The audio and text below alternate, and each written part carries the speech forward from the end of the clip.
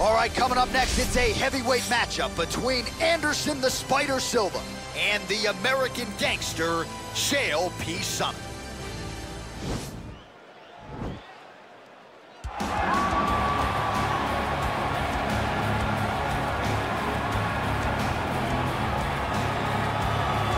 All right, so here he is, one of the better offensive takedown guys we have in the UFC, DC. And if anyone is well-equipped to speak to this, it is you. The opponent knows what's coming. At least to this point in the UFC, no one's been able to stop him. He just has to keep him away, because the moment this guy gets close enough to either grab a leg or make body contact, now you're in trouble. He has a knowledge and an understanding of position from a lifetime of just all grappling, judo, wrestling, sambo. He does it all, and he has just so many ways to get you to the floor. This guy once told me that if he can get your leg, he's going to finish. Because he's going to give you so many things to think about, you will not be able to process and keep up with him, and eventually you're on the mat. It's unbelievable to watch him apply that knowledge to the mixed martial arts fight. And as the wrestlers say, this is not a guy you want anywhere near your bracket. No, you don't want him in the bracket. All right, so here he is, the former UFC middleweight champion, Anderson Silva. The pro record doesn't look like it did a few years ago, DC, but most people still inject the name Anderson Silva into the discussion of the greatest MMA fighters of all time. It's because Anderson is doing us a favor every time he steps foot in the octagon. He could have walked away and protected the record, but the lure, the draw of fighting still is pulling at this fighter. And every time he walks in there, we're getting to witness greatness. You feel it when Anderson Silva walks up the steps. I remember staring across the octagon and going, holy cow, that's Anderson Silva. And he has that approach. He has that appeal to everyone that gets in front of him, not only in the octagon, but in life. One of the nicest guys you've ever met is Anderson Silva. And a renewed focus on recovery and physical therapy has allowed the great Anderson Silva to compete deep into his 40s, DC. You ain't going to 45. There's no way. 45. Ain't no chance. You're going to voice a video game. I'm going to voice a video game. What a great idea. Ladies and gentlemen, this is the main event of the evening. When the action begins, our referee in charge of the octagon, Dan Murgliata. And now, this is the moment UFC fans around the world have been waiting for. Live from the sold-out United Center in Chicago, Illinois. It's time! 5 rounds in the UFC heavyweight division. Introducing first, fighting out of the blue corner. This man is a wrestler holding a professional record of 29 wins, 14 losses, and 1 draw. He stands 6 feet 1 inch tall, weighing in at 185 pounds. Fighting out of Westland, Oregon, Chael! Sonnen!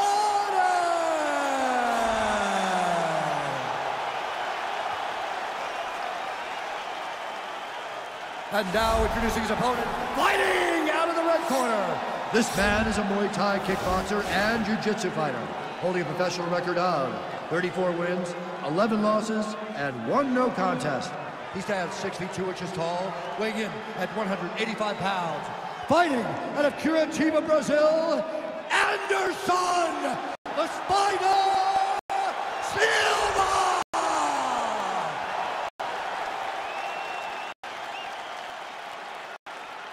All right, read the rules of the locker room. I want you to obey my commands at all times, protect yourself at all times. I want a nice, clean, safe fight. Touch gloves, back your corners, come out fighting. The fighters touch him up.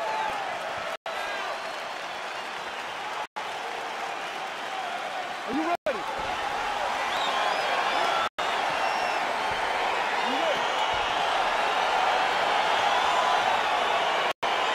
So the fight is now underway. On one side, of the fighter who does everything well, taking on a true grappler on the other side. Going to be interesting to see how long he can keep it upright. I mean, Damian Maia may be the most specialist type of grappler in the UFC. This guy resembles him in a number of ways. Let's see how he manages this fight against a guy that can do just about everything inside the octagon. Nice punch by Sonnen. Well, perhaps a sign of things to come as he lands a kick there. Nice kick landed by this gentleman. And he landed the right hand there. Got the single collar tie. stuffs the takedown there. How good is his takedown defense? Left hand punch from the clinch. Another punch to the head. He's really turning every part of himself into those strikes to the head. Both guys really throwing with authority. The judo throw, he ends up inside control. A lot of options for him here. Yeah, he can either go ground and pound or he can chase submission. All right, bottom fighter here, maybe looking to hip escape, DC.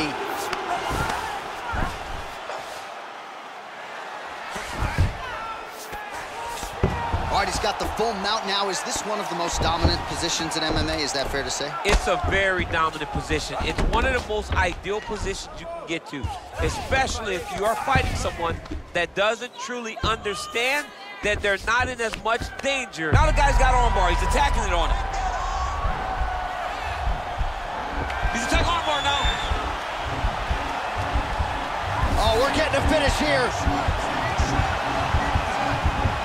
Oh, now he's in trouble.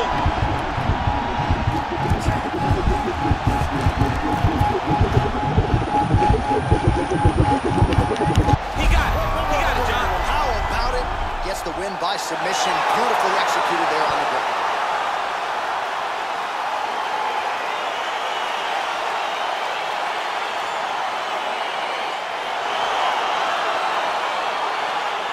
Let's take a look back at the replay as he gets it done by submission tonight, champ. I mean, you know, this guy has such a great submission game that you cannot lay in his guard. He's so skilled, he's so tricky, and he's so good at weaving a web that gets you lost in it that he made him pay for it tonight and got the submission victory.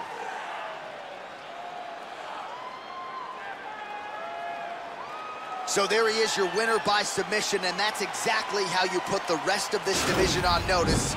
Looks like this guy could be a factor moving forward in this division. Ladies and gentlemen, referee Dan Migliano's called a stop to this contest at 3 minutes, 15 seconds of the very first round. Declaring the winner by tap out due to an armbar, Chael!